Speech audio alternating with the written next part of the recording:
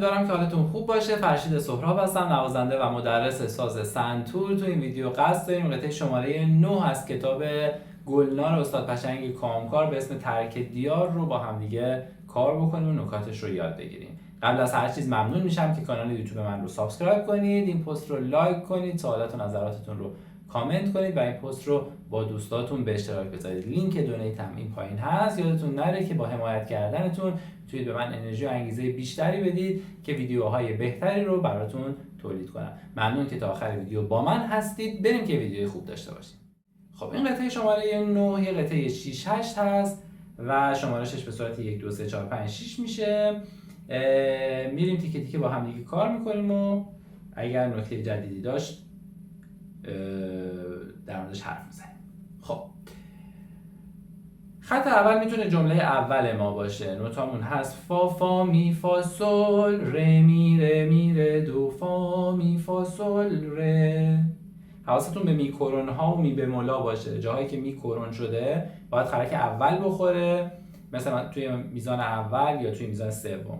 و توی میزان دوم که علامت بمول کنار می گذاشته شده باید خرک هشتم بخوره. حالا تا اگه علامتی هم نداشت معنیش همین بود که این نوت بموله و باید بالا بزنیمش و این علامت بمول فقط برای تاکید اضافه شده. اوکی اجراش میکنیم. فا فا می فا سول ره می ره می ره دو فا می فا سول ره. 1 2 3 4 5 6 1 2 3 4 5 6 1 2 3 4 5 6 1 2 3 4 5 6. یه علامت دو خط تکرار داره که کل خط رو باید دو بار اجرا کنیم. میریم سراغ خط دوم.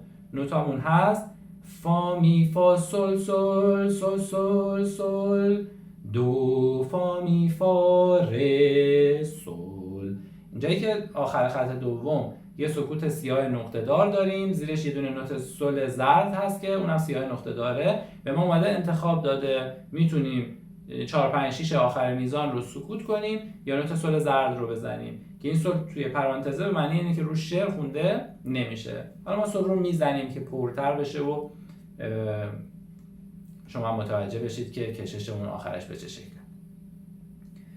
فا می فا سول سول سول سول سول دو فا می فا ره سول. 1 2 3 4 5 6 1 2 3 4 5 6 1 2 3 4 5 6 1 2 3 4 5 6. میریم سراغ خط سوم.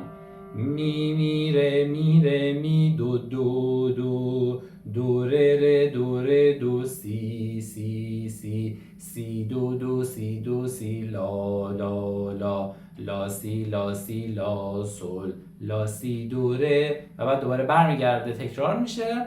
بار دوم به جای اون ولت 1 ولت 2 اجرا میشه. پس از شروع خط سوم تا میزان اول خط پنجم رو اجرا میکنیم.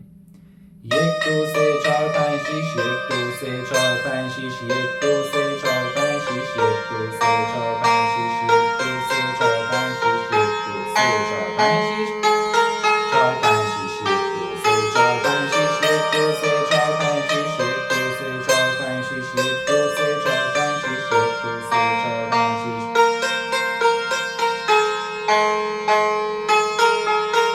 1 2 3 4 5 6.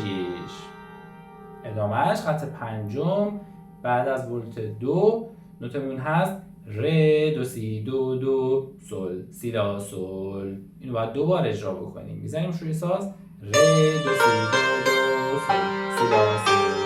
1 2 3 4 5 6 1 2 3 4 5 6. میریم رو سیمای زرد. سی دو دو دو دو دو دو ره سی ره دو سی سی دو ره دو دو ره دو سی سی دو سی لا لا سول. چیزی که باید خیلی مواظبش باشید توی خط یکی مونده با آخر میزان سوم اول میزان یه سکوت چنگ داریم، یعنی یک سکوت از ضرب شماره 2 اون ره دو دو اجرا میشه. این سکوت خیلی مهمه که گرفته بشه. اجرا میکنیم از میزان آخر خط پنجم. سی دو دو دو دو دو دو ره سی ره دو سی سی دو ره دو دو ره دو سی سی دو سی لا لا سی. اگه بخوایم بشماریمش میشه 1 2 3 4 5 6 1 2 3 4 5 6 1 2 3 4 5 6 1 2 3 4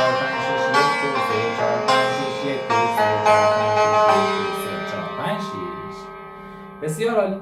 میریم یه دور از اول تا آخر اجراش کنیم که شما متوجه بشید که کل ملودی به چه شکل هست.